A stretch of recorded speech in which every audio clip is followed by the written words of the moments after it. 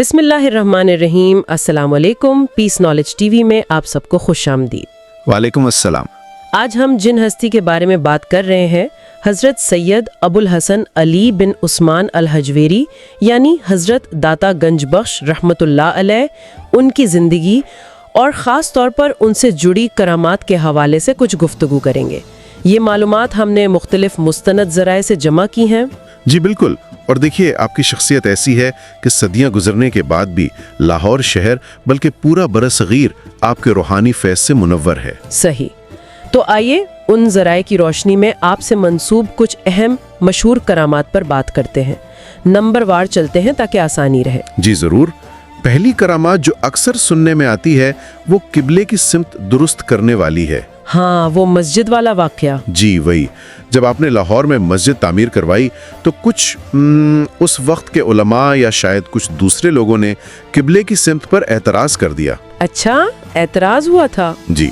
तो रिवायत ये है कि आपने नमाज खड़ी की और नमाज की नियत के वक्त फरमाया कि मेरा मुंह काबा शरीफ की तरफ। और कहते हैं कि अल्लाह ताला ने जो मोतरजीन थे उनकी आंखों से जैसे पर्दा हटा दिया और उन्होंने खाना काबा को बिल्कुल अपने सामने देखा। सुभान अल्लाह, यानी बिल्कुल सामने? जी बिल्कुल सामने। जिसके बाद जाहिर है सबने माफ़ी मांगी। ये सिर्फ एक मौजज़ा नहीं था बल्कि आपके रूहानी मकाम का एक सबूत था। सही कहा। अच्छा, अब दूसरी करामत का जिक्र करते हैं, वो दूध में बरकत वाला वाक़या। जी हाँ, वो भी बड़ा दिलचस्प है। एक बूढ़ी औरत थी, वो जोगियों को दूध देने जाया करती थी, शायद डर के मारे कि अगर नहीं देगी तो उसकी भैंसों को नुकसान ना पहुंचा दें। अच्छा, इस जमाने में ऐसा होता था? जी, कुछ लोग ऐसे तोहमात में मुब्तला थे। तो हजरत ने उस औरत को देखा और कहा कि ये दूध मुझे दे दो। उसने दे दिया। आपने फरमाया कि अल्लाह के फजल से तुम्हारी भैंसों को कुछ नहीं होगा बल्कि दूध ज्यादा होगा। और फिर वाकई ऐसा ही हुआ। शाम को जब उसने दूध दोहा तो इतना ज्यादा था कि घर के बर्तन भर गए। कमाल है। जी। और ये बात फैल गई तो लोग फिर बरकत के लिए आपके पास दूध लाने लगे। तो इसी से फिर वो तीसरा वाकया जुड़ा है, राय राजू जोगी वाला। बिल्कुल बिल्कुल। जब लोगों ने जोगियों को दूध देना छोड़ दिया तो उनका जो सरदार था राय राजू, वो मुकाबले पर आ गया। मुकाबला? कैसा मुकाबला? वो अपने जादू या जो भी इल्म था उसके जोर पर हवा में उड़ने लगा, लोगों को मरूब करने के लिए। अच्छा। तो हजरत दाता साहब ने अपनी नालैन मुबारक यानी जूतियों को हुक्म दिया, वो हवा में बुलंद हुई और इस जोगी के सर पर बरसने लगी, यहाँ तक कि वो नीचे आ गिरा। अल्लाहु अकबर। ये देखकर राय राजू इतना मुतासिर हुआ कि उसने फौरन इस्लाम कबूल कर लिया। आपने उसका नाम अब्दुल्ला रखा। अब्दुल्ला? ये वही है जो बाद में शेख हिंदी कहलाए? जी, ये वही शेख हिंदी हैं। ये तो बहुत जबरदस्त वाकयात है।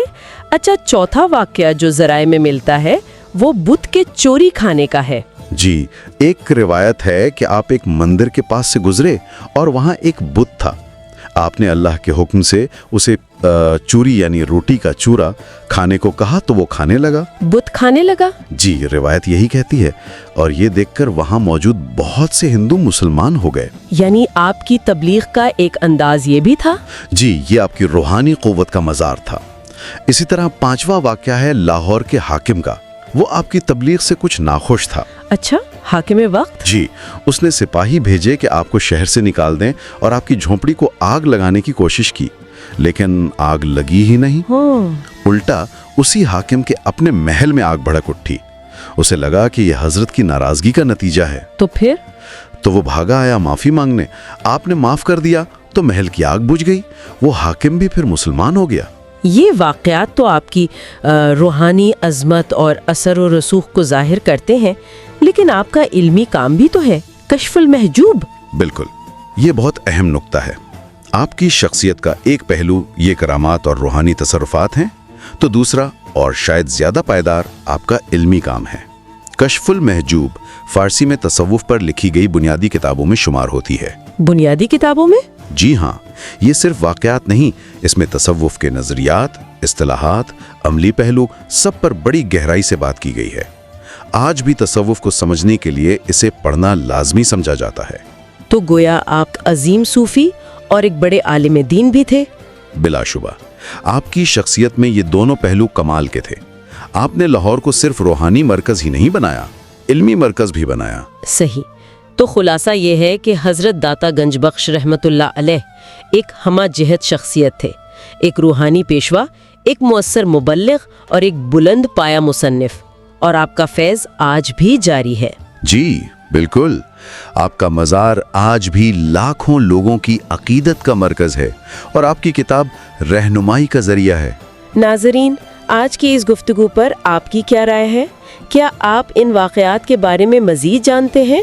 ہمیں کمنٹ سیکشن میں اپنی قیمتی آراء سے ضرور آگاہ کیجیے گا۔ جی ضرور بتائیے گا۔ اب اجازت دیجیے، اللہ حافظ۔ اللہ حافظ۔